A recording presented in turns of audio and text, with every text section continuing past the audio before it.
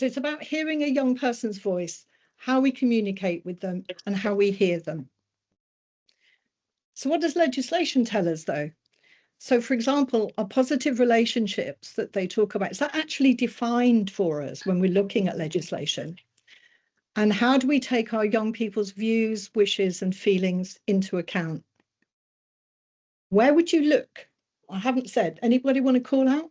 Where would you look in order to find out whether or not it's defined? Janice, can you just mute yourself for the moment, please, my lovely? Thank you. Unless you've got an answer. Where would you look in order to find out whether or not positive relationships are defined? Anyone? YouGov, internet. YouGov, internet, yeah. What about something that we use on an almost daily basis? Hopefully, that we refer to. It's certainly what Mentor is based on. No?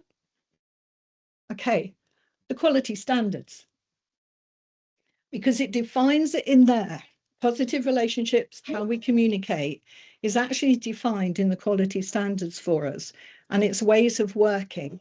And Mentor, when it was developed on the quality standards that we can follow that through.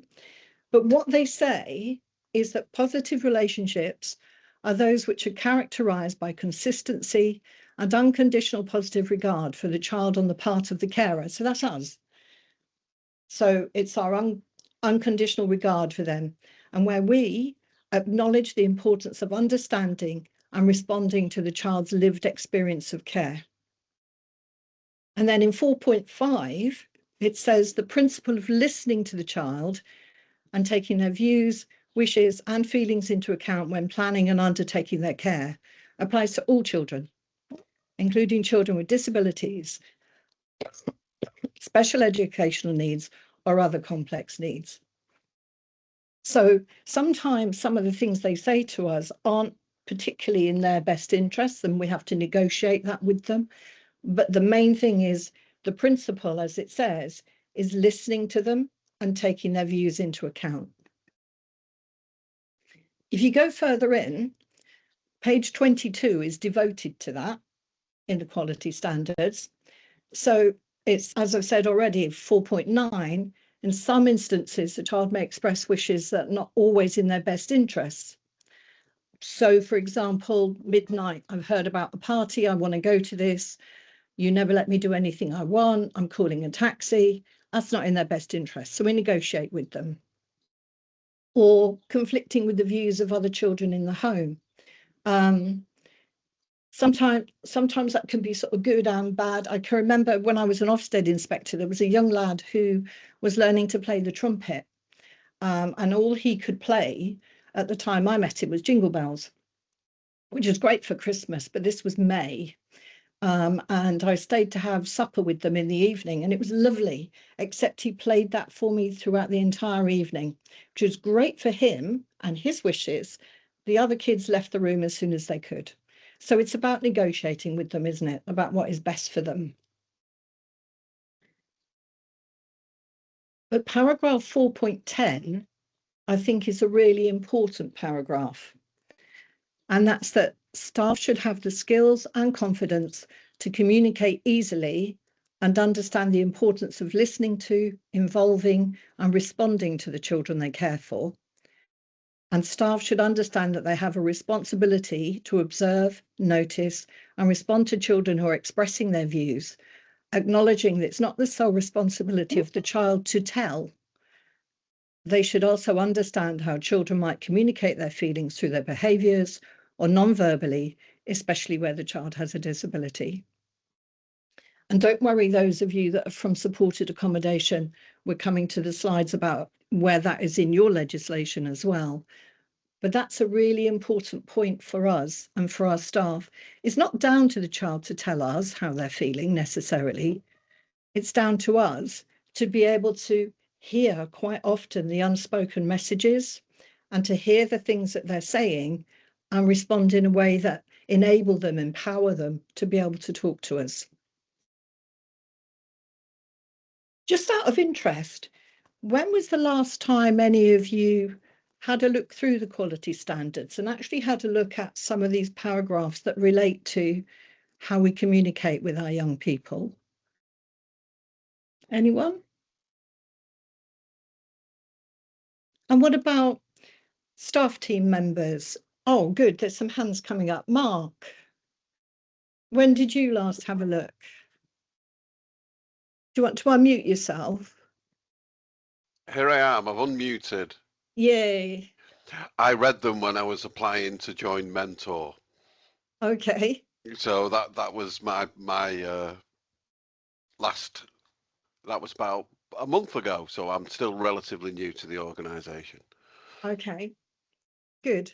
So it's getting to grips with this. Number 2 was TF. Who was that? Yeah, I mean, I've got Teresa. I've got a copy of them with me now because I've just been doing all the policies and procedures to register the home. So it's actually been brilliant because we know the standards, don't we? But when you actually doing the policies and procedures, they really embed into your thinking. So they're just there all the time, aren't they? Yeah, brilliant. And there is actually so much good information in the quality standards, things that we can put into practice and ways of working with our young people. Okay, good. Thank you. I'm not going to read all of these bits out because you can find them and you will get the slides. And so you can go back into the paragraphs. If you like, I've done the work for you. I've found the paragraphs that you need. So the next one then, about taking young people's views into account, is 412. And that ties in with what you've just said, Teresa, about policies and procedures. It's really important that we ensure that all of our children understand the home's procedures and policies for respecting their confidentiality, and also when it won't be possible to preserve this. For example, if protecting a confidence puts themselves or others at risk. And that just comes under safeguarding, doesn't it? We all know safeguarding procedures, hopefully. We're already clear on those. You cannot keep a confidence that puts a child at risk. But also, 413, staff should encourage children to share any concerns about their care or other matters as soon as they arise.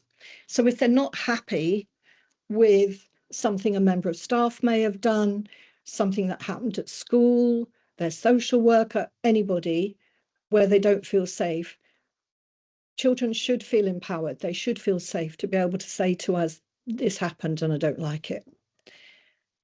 So are we clear about complaints for them? Do they know when to get a complaints form, if there is a form, or whichever method that you use? Is it very clear to all of your children?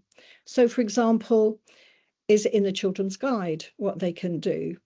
If you have a formal complaints form process, are the forms readily available, or are you potentially making the child feel more vulnerable because they have to come and ask a member of staff they don't particularly like, or you as the manager, for a copy of that form? It's really important that's readily available for them somewhere. And Reg 39 sets out really clearly what you need to do, what your processes are, and that children must be aware. So, got a question here, Helen? No, just to say that we now put QR codes in our children's guides so the young people can scan a QR code from their phones, because most young people have phones, don't they? And then that report then will go to the HR manager and then myself, the RI. So they don't have to ask for a form, they can do it from their bedroom. And this seems to be a much better way of doing it. That's an excellent idea, one I've not heard before. Thank you for sharing that. No problems. I'll be honest, I wouldn't know how to do it, but every child, as we're coming to this with communication as well, we know that they do. So yeah, brilliant. Absolutely. Any innovative practice that we've got that can make lives better for, because the way I see it, every child that we're looking after is ours. And so we need to be doing what we'd be doing for our own children. So if we can share good practice like that, that would help everybody, that is brilliant. Thank you. Is anyone else doing anything similar or anything they feel innovative as a way of making sure that all of your children know about how the complaints process works and what they could do? No? Okay. So if we meet in a year or so, there may be other things. You know, it's good because we're learning all the time. So the next one then, I have to keep moving this about. So for supported accommodation then, there are points as well that are in your quality standards, because Ofsted made a point of ensuring that they're in both. And again, it's about, even though they're older when they come to you, they may already have been through, excuse me, a lengthy care here history and residential care. There's still points that we need to be doing in supported accommodation as well, about building that communication. That sometimes can be harder because there's a lot more independence. Hopefully they're at work or at college and they're going out more and they're preparing for moving on, and that can be more difficult. But it's really important that we're still able to work with them, still able to open those doors of communication for them. So it's about, on page 21, in the supported accommodation quality standards, it talks about staff building trusting relationships, enabling staff to understand the risks each young person faces. So it's us knowing them, isn't it? So that if there is an issue, we already know them. We already know there's something, maybe that's not quite right, or perhaps we need to be alongside them some more. Moving down, page 35, staff should take an active role in establishing and maintaining healthy, positive and supportive relationships. And that comes back to what we were saying in the children's homes standards, isn't it? It's not the responsibility of the child to tell, it's our responsibility to hear and listen and be there. And page 38 talks about the fact that supported accommodation young people will have varied pre-care experiences, and a large number of them have already had experiences related to trauma, neglect and abuse. So are your staff prepared and able to listen to the young people who want to talk about who they are and what happened and moving things forward? And that comes into, it's put this in italics because it ties in with what the children's home said. Staff should have the relevant skills and knowledge to be able to help young people understand, and where necessary, work to support them to change negative behaviours. And this is moving into things like, especially around health and well-being.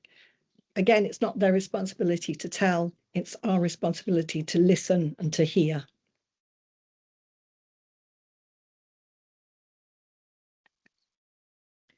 Still with supported accommodation, page 39, young people should be supported to express themselves as individuals and have freedom and choice in relation to their day-to-day arrangements.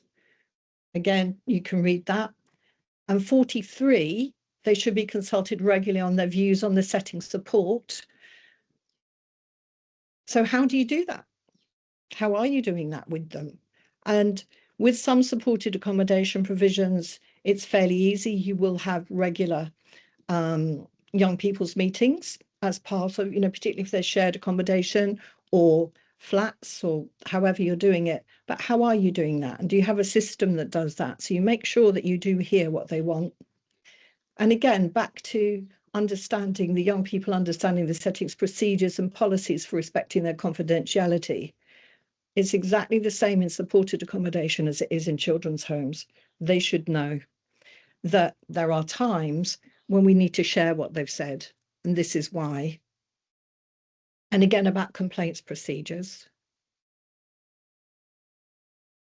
Helen, do you have supported accommodation as well as children's homes? No, we don't. We just have children's homes, 11 to 18-year-olds. Okay, yeah. Oh, 11 to 18, so you've still got the older young people as well. Yes. Yeah. Good. What about supported accommodation? Is there anyone here who wants to share about how they ensure that their young people know about the complaints procedure? No? Okay.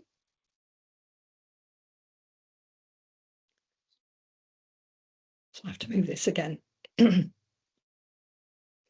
we're going to start to look at some of the practical steps now. We've looked at legislation, and I can hear that some of you are already reading the bits that are there and using the bits that are in guidance for us. But some of the things we can do.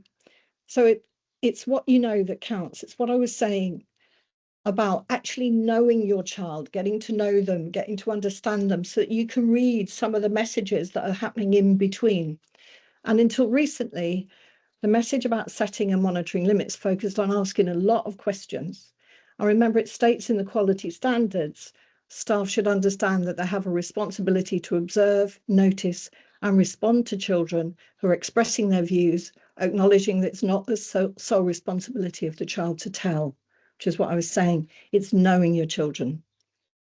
So some of the questions that we would be asking, and I remember this from my days in working in children's homes and in children's social care and so on. Who are you going to be with? Where are you going? When will you be home? The who, what, where, when, and whys we asked were the hallmarks of caring, active, involved carers and parents, but the strategy didn't always work as well as we hoped. Why do you think that was for some of our children? Anyone? No? Teresa? I suppose it's like anybody being quizzed about where you're going, what you're doing. Gets the backs up, doesn't it? You know, especially teenagers who've had aces in their lives and been controlled about where they live, what they do. So yeah, you've got to use other tactics to sort of draw them in, so they'll want to share that information rather than you try and getting it out of them. Absolutely. Because very often the majority of our children haven't chosen to come and live with us. And they've got to build their relationship with us and get to know who we are. And when we're asking those questions, particularly in the early days before they know us and we know them, it's like, what's it got to do with you? You're just going to try and stop me from seeing my friends, seeing people who are important to me. You're not important to me. That they formed their own family with their friends, and we're getting in the way. So over time, we've realized the essential ingredient for successfully talking. If you notice, I'm saying with. It's not about to all the time, because too often, especially in children's homes, and I know why we do it, we do to and for our children all the time instead of with, so that they can learn and that they can grow. It's not what we ask, it's how we ask and what we know. It's what I was saying about what do we know about them. So, you know, and I know very often the paperwork that comes, the referral paperwork, doesn't all tell us who they are. It tells us who the other professionals think they are and what they've seen. And that can tie in with unconscious bias, intersectionality, all of those issues. But it's about reading the child when they come in, using your skills to do that, getting alongside them. But also, young people are supposed to test limits. They're teenagers, a lot of them. And it's their job, isn't it, to be a pain? And it's their job to try and find out new things and explore. We all did it. And even occasionally stray beyond the lines to see what is out there. It's our job to keep them safe by setting clear and appropriate boundaries and holding vital discussions about being the best selves. We must be the voice in their heads, helping them maintain good judgment. And we've got to care in ways that make our children want to share their experiences. And some of that comes down to the policies and procedures. It comes down to the children's guide. If they're written in ways that our young people can understand when they first move in with us, they're starting to get a picture of us. That's why I think, Teresa, your idea of the QR code is excellent, because we're already starting to keep, or you're already, and hopefully we are as well, starting to communicate in a way that they can understand and can make sense of. And I always think those first couple of nights when a child has just moved into a new home must be absolutely awful. The bedroom might be perfect. You know, they've got all of the painting they wanted. They may have their pictures on the wall. They may have, I don't know, a Highland cow duvet set. they can have whatever they want that's in there. But in reality, who's going to wake them up in the morning? Is it the same person they saw when they went to sleep tonight? Or is it going to be somebody else they might not know? That's why things like in the children's guide, you should always have photographs of all of your staff and little pen pictures of them. So that gives an idea. You know, if somebody says, you know, when you're going off to bed, you say, are you going to be on shift in the morning? And the person, no, it's going to be Fred. Okay, who the heck is Fred? But if it's in the children's guide, they can look that up. Okay, Fred's an Arsenal supporter, so today is going to be in a really, really good mood. So when he comes in, it's going to be really good. All right. So you look at those kind of things, making sure that we're already starting to build those relationships. We're already, when they're on their own in their room, they're starting to get a picture of us. Does that make sense? So these are all things you're already doing, aren't they? But that all makes sense so far. So effective monitoring, though, because part of our problem when we're caring for our young people and our children is we have to write everything up and it's overseen by other people. So if you're a staff member, you write it all up and it's overseen by your manager. For managers, it's overseen by the Reg 44 visitor, the Ofsted inspector. You may have to share it with social workers, YOS workers. Heaven forbid there's a serious case review and the police come and have a look. So we've got to write things down, but we also don't want to have a draconian place for our children to live in. So asking too many questions, especially when we first meet our young people or with what's going on, can feel really controlling and can lead to lies. And very often, you know this, young people will tell us things that they think we want to hear or we think we want to hear in order so that we don't need to worry so much. A biggie on that one is, oh no, my new boyfriend isn't 23, he's 15. He goes to the school around the corner. Those kind of answers that you get when you say, your boyfriend looked a bit old. No, he's not 23. So it's having those doors open so that they can share. You could guarantee knowing what's going on if you just placed a microchip in your young person, and you could use technology to track their phone. You could follow their texting, social media, and computer usage. But if you rely on those strategies alone, you must accept that a savvy 10-year-old can run circles around most adults with technology. You know, in Australia at the moment, because they brought in the rules about under 16s being able to use social media and so on, and that they can't. I think it took half a day when a group of young people were already back on the systems they wanted to be on, but they'd kind of gone more underground. So it's about making it safer for them and educating them because they know more about the technology than we do. But you must also recognize that you may make your young people feel like you don't trust them or that you're trying to control them. So effective monitoring is about being the kind of carer whose young person chooses to share what's going on in their life. We want our children to know they can count on us to look out for them and to understand we're a safety check so that they can stretch without straying too far. Young people do want to go out and take risks. They want to try new things, whether that be on the back of a motorbike without a crash helmet on or an e-scooter, whether that be trying to drink too much at a party, a new relationship, maybe going to a football match that you didn't want them to go to, all those different things. But if we've got them to the stage where they trust us, so that if they're in trouble, they can contact us and, I don't know, use a code word, they're really, really useful. You know, so for example, a child rings you and says, am I having peas with my tea tonight? And you've agreed with them that that is a panic word and peas with my tea means come and get me right away, then you can go and get them because you've opened that door for them. You've given them a chance to go out and try something new, but also a way of get home. So we need to build the kind of relationship where being honest makes sense. And the way we listen tells young people they're free to talk. Controlling our reactions tells them they can talk without fear of being judged.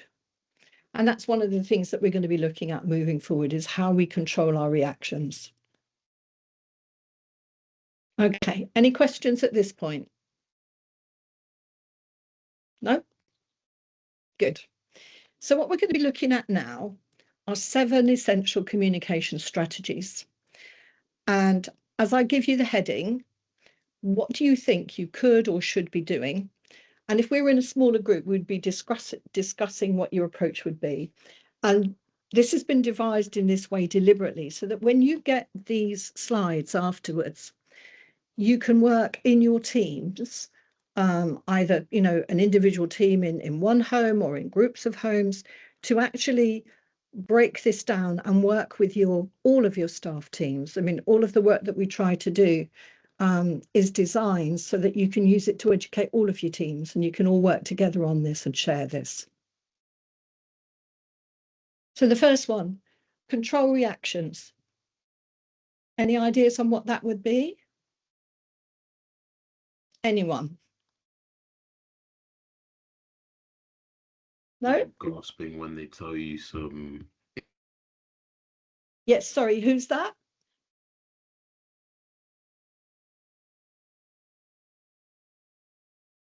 You've suddenly gone mute. I think it was someone joined yeah, that hello. had the. This is Menashe from Latombo Limited. Hi, Menashe. I believe it's not like pulling faces when they tell you things that may be personal to them that you may find shocking, or not gasping, or not letting on that you are surprised by the information. Good. They're really good points. It's true, is it? You don't want to be sort of going, oh, really? When they try and tell you something, because then it kind of turns into gossip, or, yeah, good. The other points, because the first step in effectively monitoring our young people is to learn how to monitor our reactions. So we don't do that. We don't gasp. We don't roll our eyes. Oh, here we go again. We don't make it, how could you do that to me? And I've heard that in a children's home. When a young person has come home or bedraggled, I was an Ofsted inspector in those days, they weren't aware I was there. The young person came in and they were like, they'd got into a fight in school, and they were, you know, all agitated and sort of talking about where they were at. And the staff member was, how could you do that? I'm going to have to ring them now. And I'm like, whoa, hang on. This is about you. This is not about them. Let's have a look at what is actually going on with that child for that to have happened. And well done to them. They felt able to come home and tell you. So when we serve as sounding boards, and that's listening deeply and offering guidance when asked, young people learn to bounce ideas off of us. So we let them finish what they're saying as well. How many of you don't have to put your hands up to this or anything, but I bet you've observed it, have been in situations where somebody, particularly a child, is telling you something, and you can see the adult isn't listening to what the child is saying. They can't wait to get in, oh, well, I think you should be doing this, or no, that's not right, because they want to get their point across rather than actually hear what the child is telling you and hear sometimes those underlying messages. And if we are doing the shock horror, they're not going to react in the way that we want them to. So by listening quietly, young people learning to bounce their ideas off us, so they can say, well, what do you think about, I'm going to meet up with my friends and we're going to go to this game, and we're all going to meet up at this time and maybe have a drink in a pub first. Maybe not, you're 15, but you listen to what they want to say. Is it about meeting up with the friends that are really important? Is it about having a drink? Is it about, I don't feel confident enough to go to the game unless I'm with this group of friends? It's checking that out in a safe way, because by doing that, it allows us to help them consider how things might play out and to support them to make decisions. But on the other hand, when we react strongly, they stop telling us things they think will make us uncomfortable or angry. Yeah, does that make sense to everyone? Okay. Be a good listener. This is the obvious one. You all know this one, don't you? But how do you think you can show you're a good listener? Anyone?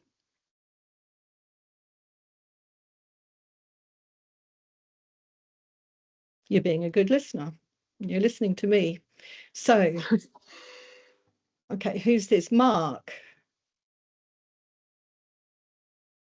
Stop talking, just listen. Yeah, that's a good one. Yeah, every time. And that's what I meant about, but also when you are listening, show you're listening, not, you can see sometimes adults, can't you, in particular, they're like almost reaching forward because they can't wait to say what they're going to say, or they cut across. So the really important points are all our young people crave adult attention, even though they sometimes push us away. And good listening is respectful. It's about giving someone full attention. So actually do listen. Your body language can show you that. You could be sitting back more, or you could be sitting forward so that you can hear, but not so that you're desperate to speak. Listening and then reflecting on what you heard can help young people become aware of their own wisdom. Young people are much wiser than we give them credit and respect for a lot of the time. And the old phrase about out of the mouths of babes can be so true, particularly for our children, because they know their life story, they know their history. We're still getting to grips with it. We're still trying to make sense of it. They're trying to make sense of how it made them feel, but they know what happened. So it's about listening. When we listen, we know what's going on in their lives and can protect them when necessary. We can steer them away from trouble and learn about areas where limits need to be set. And we know when our young people are ready to expand their limits. And these are old phrases that I learned way back, but they still are effective. One of the best ways to actually listen is to check in and reflect on what was said. For example, I think I heard you say, I'd be correct to think you meant, I was following you up until, could you explain what you meant after that? Because this listening style is really about being an active sounding board, someone that makes sure young people are guided to clarify their own thoughts, because they do know their lives, they do know what happened, but it doesn't always make sense to them. Sometimes they'll just be talking and hoping that we can pull some of the threads out for them. So I'm going to open it up to you for a minute here. What responses do you use when you're trying, like I've got in here, would you explain that again? Or I didn't quite understand. Have any of you got any phrases that you use when you're kind of demonstrating you're listening, but trying to help them make more sense? Anyone? It's Menashe. I usually go for, can you clarify, or would you like to elaborate on? And this gets me quite far because it's allows the young person to reframe their dialogue in a way that helps me understand them and helps me also sound back to them and explain things in a way that they'll be able to understand. Good. Demonstrating some really good techniques. And it's about being clear that we know what they are and how they work. And that's not everybody who, we come into this kind of work because we care and we want to make a difference and we want to be there for our kids. And sometimes just caring isn't enough. We've got to know. Teresa? Yeah, I think if you take the young person somewhere quiet, make them a drink and sit, it shows you've taken what they're saying seriously and they're more likely to express how they really feel. So I think the environment's really important when you're having these conversations. Exactly. And making sure that it's a space they feel safe in. So it's not automatically come into my office, because the connotations for that maybe they think they're going to get told off. So it's about being aware of all of those, isn't it? So a nice safe space, somewhere that might feel good. The lad with the trumpet I was mentioning loved the conservatory in the home that he was in.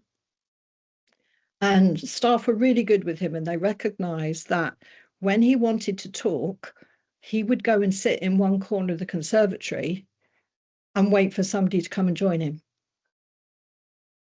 So that's what I meant about knowing your young people. Start to recognise what some of their triggers are, their tells are, the way they say to us, yeah, I'm ready, yeah, I'm open, I'm not sure about this.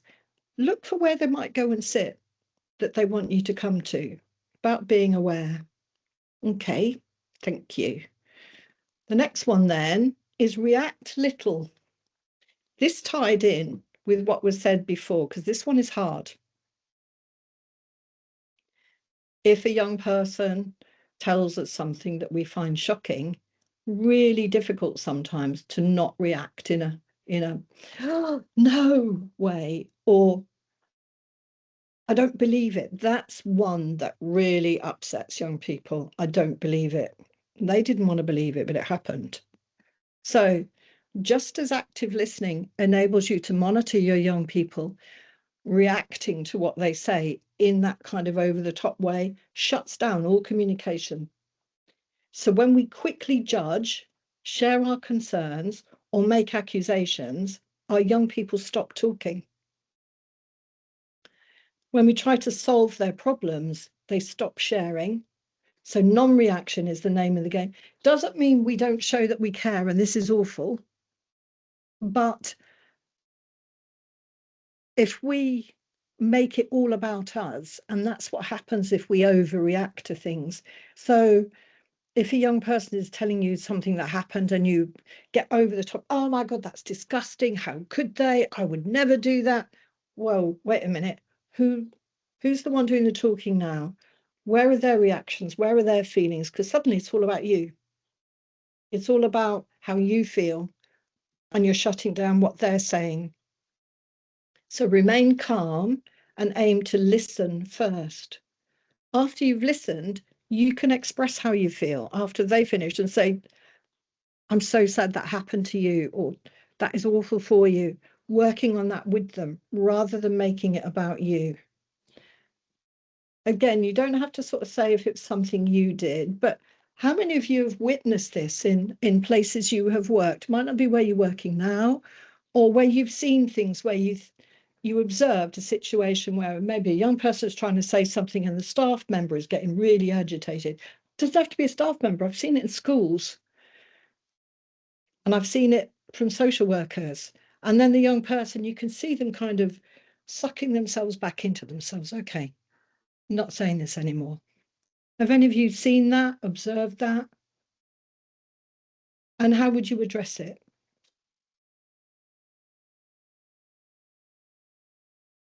Okay, I'll give you another example from when I was an Ofsted inspector. Obviously, I can't sort of do details so that you could identify, so I have to do this carefully. It was a solo placement, and for very good reason, to protect the child who was very bravely giving evidence in a situation. And she came home from school to find that the member of staff was really agitated and upset because it had been in the local press about the story to do with the girl.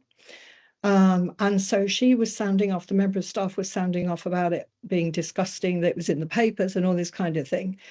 And I was there for the inspection. And I don't know if partly she was doing this kind of for my benefit, so that I could see how much she cared, or genuinely this was the way she was. But the girl came in, suddenly realised that it didn't name her, but that her story was in the local paper, and the member of staff was making it completely all about her. And this girl got smaller and smaller. She was a big lass, and you could see her getting smaller and smaller, but angrier and angrier. And she went upstairs and started trashing the bathroom. She didn't touch her bedroom, which was magic, but she went upstairs and started trashing the bathroom. And the member of staff said, this is what she's like. I was this close to being very unprofessional with a member of staff because it had made it all about the staff member rather than the girl. And that article should either have, she should have sat down with her, checked that she'd seen it first, not just presented it to her. She might not have known it was there. There are different ways of doing it. We ended up that evening having to get a different member of staff to come in and work with the lass because she couldn't cope with her. And she had a lot of feelings about it being in the paper, a lot of fear that people would know it was her, where she was living, you know, not just in the community she'd come from, but where she was living. She was terrified people would know it was her. So those things, non-reaction is really, really important. Be calm.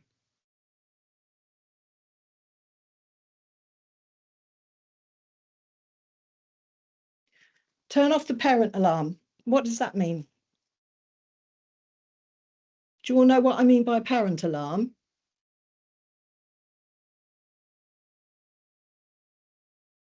No. No? Right. Okay.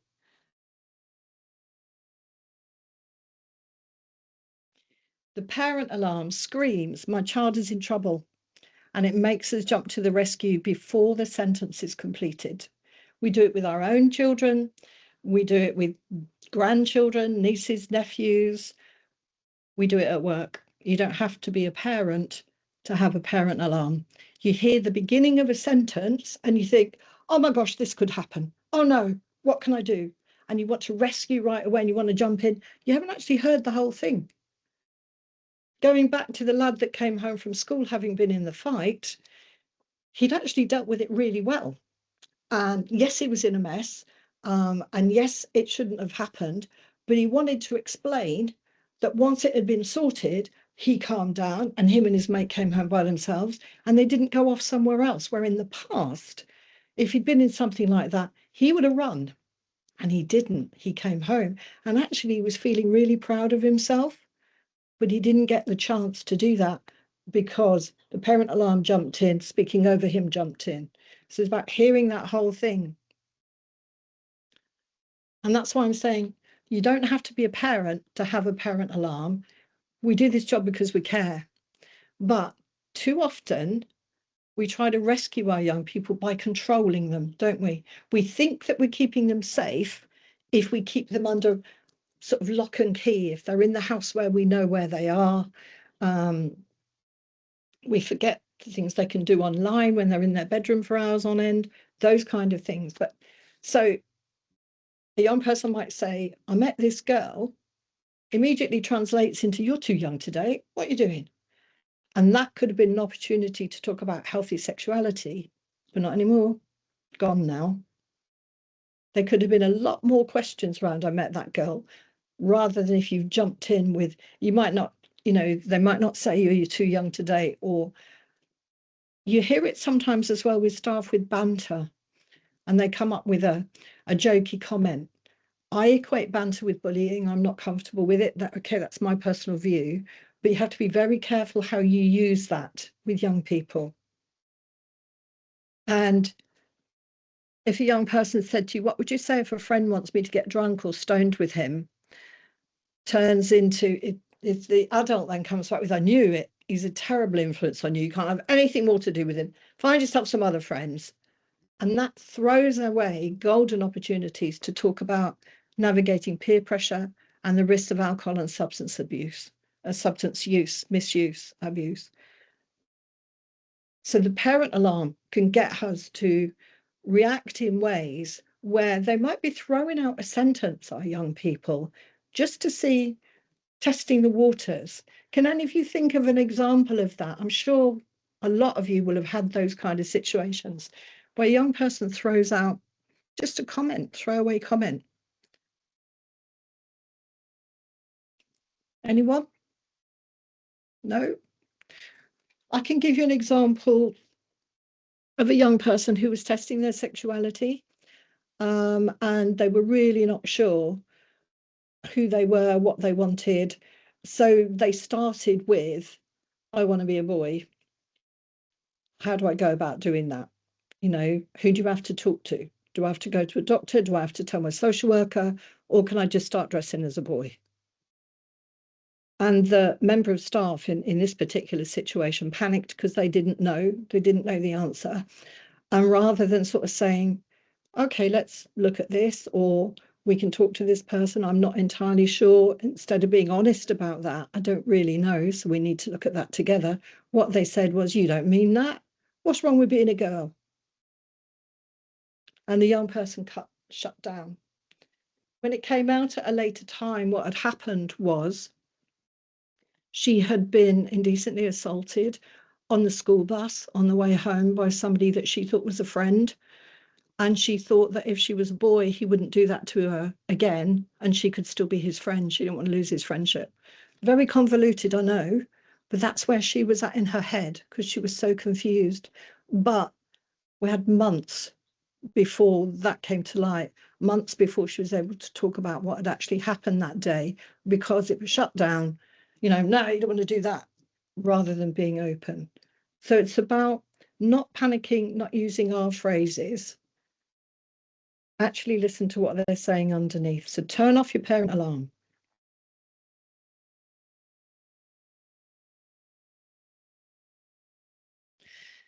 Don't catastrophize. Again, don't make things huge. So when young people talk about things that concern us, our natural instinct is to go on the full alert because we want to rescue them, don't we? We don't want them to suffer. We don't want them to be unhappy. So everything becomes a potential catastrophe that must be solved. But that then leads to young people not wanting to tell us things because we panic and they won't want to deal with the drama.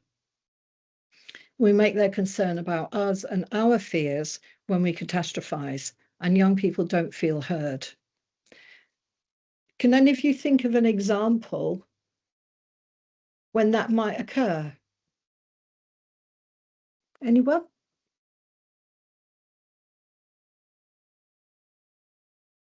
No one?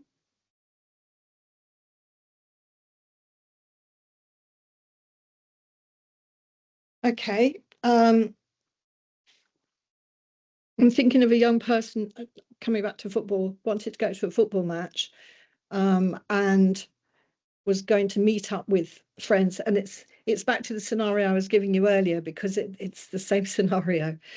This young person wanted to meet with friends and go to this football match, and they were going to meet up at this pub. And he said this to the member of staff.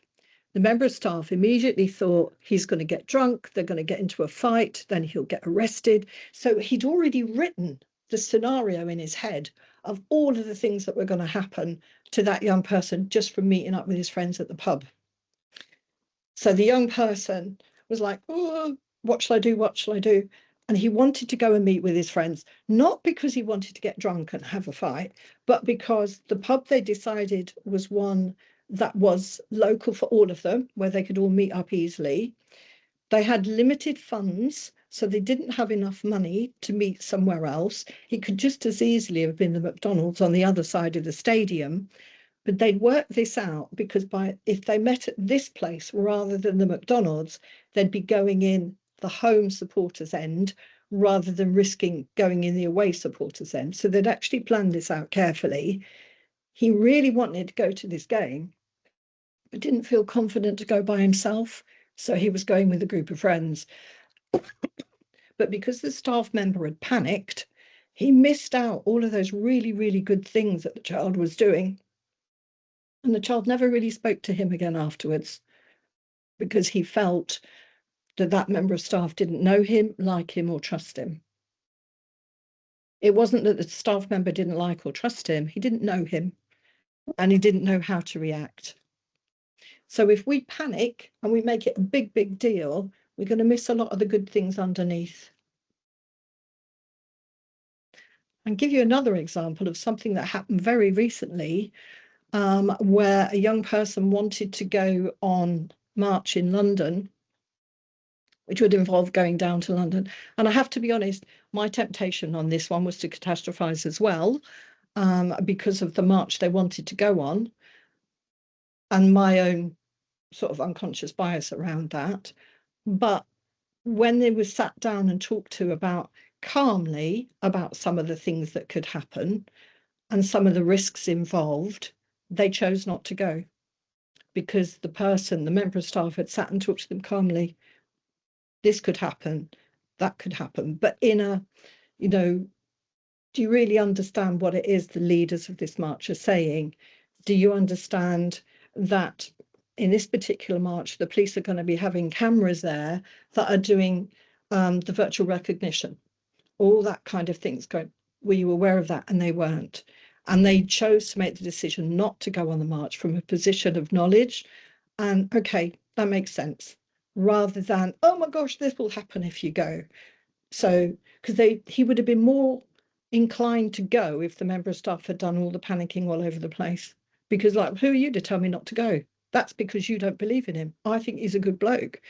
When they looked at it calmly from the other side, they made that decision. So it's looking at it in different ways, isn't it? So don't catastrophize.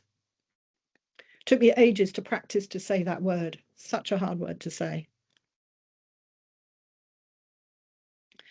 Avoid over-empathizing. Now, this is one that happens a lot. I'm using examples in here from a parental perspective, but excuse me, I will ask you if you can think of times when staff have been known to do this, or you have been known to do this, if you feel able to share that. We prevent further sharing when we over-empathize and take on young people's pain as our own. A parenting example could be, Mum had a huge fight with Megan last night. I hate her. And Mum comes back with, oh, I don't blame you. I never liked her. She never treated you well. I can't stand her mother either. So Mum is over-empathizing. She's joining in with her daughter. They've both happily slagged off Megan and her mum. Nothing more to do with them. Great. Here's the problem. Next day, Megan is back to being the daughter's best friend. The parent may never know because she took sides. Her daughter may be too embarrassed to share the fact that her viewpoint and friendship has changed once again. And that can happen a lot because we make it our own, don't we? It's coming back to how we make things our own when they should be the child's feelings, and encouraging those and empowering those. So can you think of an example when carers can do that with young people about each other? Anyone? No? Okay. Think of a time when a young person, because often they do get ticked off with us, don't they? They can be cross with us for any number of reasons. We can't always be liked by everybody we're working with. And so they may say to another carer, oh, I really don't like so-and-so. I don't like the way they eat. They make a noise when they're eating. And the other member of staff goes, oh, I know what you mean. I don't like sitting next to them either because their guard is down and they're trying to get really alongside this young person. And so they're over-empathizing in order to do that. They might actually feel the same. They actually might feel that the member of staff is noisy when they eat. But is it appropriate to share that? Or are you actually setting the child up to what you can be doing there is putting children in a position where they can see that there could be sides and they could play this member of staff off against this one or the manager off against that one, that kind of thing, which actually is an unsafe place to be for a child.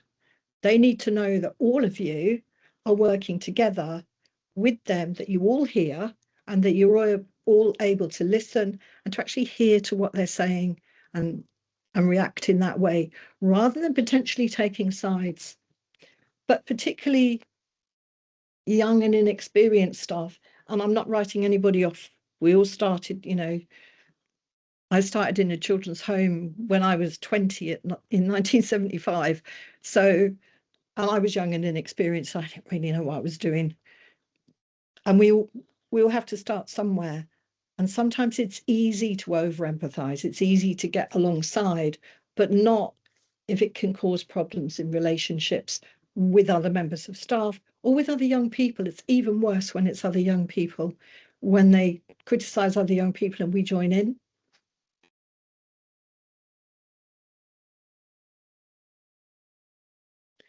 Offer constructive feedback. Easy. That's the easy one for us, isn't it? Or is it? So, because even subtle messages can have a big impact, because young people have incredibly strong sense that can pick up on criticism easily. Their fear of disappointing us or being judged by us can limit further communication. So in routine conversations, we can unintentionally minimize or belittle or shame. You know, that comes back to sometimes the use of humor or kind of talking down what they're saying if they're worried about, you don't really know what you're talking about, or no, especially if we don't necessarily know what it is they're talking about, what the subject is. Going back to the young girl who said, I want to be a boy, you know, actually find out why. Let's look at that. Let's look at ways, rather than, I don't know how they would do that, and so let's cut it down, you know, unintentionally minimizing, belittling and shaming all at the same time in that same thing. All of our young people still have a desire to please us. However, they're particularly sensitive to our reactions and may stop talking to spare our feelings. This often happens if a child is sharing with you something horrid that happened to them when they were younger, whether that be abuse or rejection or the death of somebody that they loved. And it's great to show how much we care, but not necessarily to us burst into tears as well. How is that helping? Because then we're making it about ourselves, and they might not talk to us about it again because they'd be worried about us and our feelings. They may also shut down if they sense we're trying to control them or to get them to like us or what we do. For example, if a carer consistently tries to encourage young people to listen to music or play sports with them because that's their thing, they may not always see what the young person does need if they're not interested in those things. And in this, again, I'm thinking of a couple of workers, one of whom, absolutely brilliant cook, really good cook, loved visiting that house when he was on, because I knew there'd be a really good meal. And he tried to encourage young people to cook with him, which is magic. So those that like to cook and were prepared to watch him cook and learn from him, he had a good relationship with. The others that perhaps weren't into cooking, he barely acknowledged, because that was his thing. It's not about, remember what I said right back at the beginning? It's not their responsibility to tell us and build that. It's ours to work with them and have that communication open. We can share our interest to find a common goal, but should never do it to the exclusion of listening. Young people crave our guidance. When our feedback is about helping them shape their own ideas, they will gain resilience and share more often. So moving forward, I'm really well aware that the majority of you, if not all of you, are already doing most of these things, if not all of them. But sometimes we don't know how we're doing it, why we're doing it, and it's about pulling it together. Excuse me.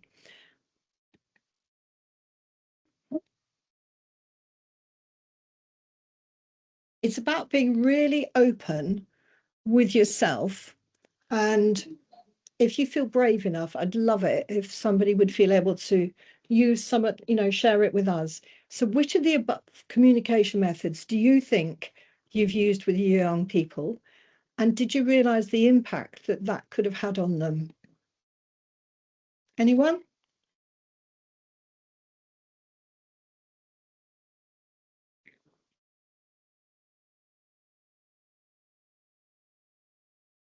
No. What about, have you observed it in anywhere that you've worked, or with any staff members that you've worked with?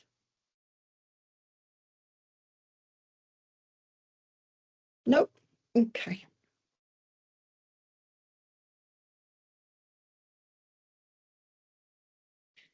It was going to be, are you going to change some of your ways as a result of this reflection? Maybe you need to go back through it and have a look at it.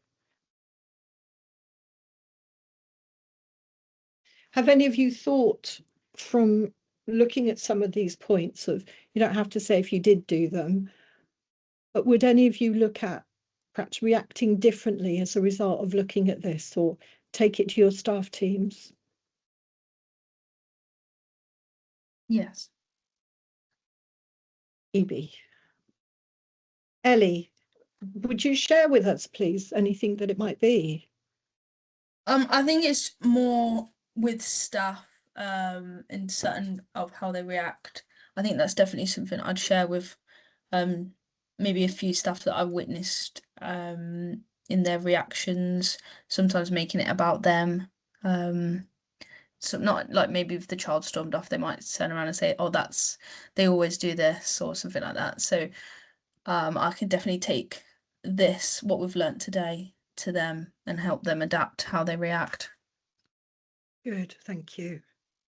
I mean, this, as I've said, this presentation is designed deliberately so that those of you that are managers and RIs can use this in a small group setting with your staff teams and get them to really look on this and reflect on practice, so that they can, that's why the headings, all of your staff at different, and us at different times, have used those different ways of working. And without being aware of the potential impact on the young people, what might then cause them to shut down. So, for example, you know, the catastrophizing. I confess that particularly when I was younger, in some of the settings I've worked in as well, that would be my thing. You know, where, especially when you've had experience and you know, I'm a football supporter, I go to football a lot, or I used to go to football a lot. I also quite like a good demo. And I've been going to demos for years. I'm active in CND for a very long time, that kind of thing. So I know the good side of those, but I also know the other side and what could happen. So that would be one that I would be probably guilty of. If somebody said, I'm going to go to a demo, they've never been before, they don't know why they're going, that kind of thing, I would be, oh my gosh, you know, this could happen. Once I learned this, I realized there are other ways of doing it. Yeah, that could happen, but there's also, the good could outweigh the bad. Let's have a look at what you want from the demo. You know, what you want from going to it. Is it about being with like-minded people? Is it about sharing how you felt? It's about the potential to be. I once was standing on the embankment in the pouring rain, waiting for a march in support of the miners to start off, and I got talking to this woman next to me, and we were sharing chocolate, and you carried bowls of chocolate and so on. And I knew her from somewhere, and I couldn't think where. And we were sort of talking, and I was thinking, were you at the, you know, the March with Tony Benn, all this kind of thing? We were sort of chatting about those things. And her brother started laughing because it was Vanessa Redgrave, who's like those of you that know, really famous actress and activist, been around for years and years. And I thought she was just somebody I'd seen on demos. So there's lots of positives there, but there's also the risk when other things are happening. You know, the poll tax riots, when the marbles were put on the horse, under the horses' hooves, anything can happen at a demo. So it's about being aware of that and helping your young people see that, and don't panic them so that they then won't tell you again what will happen in the future.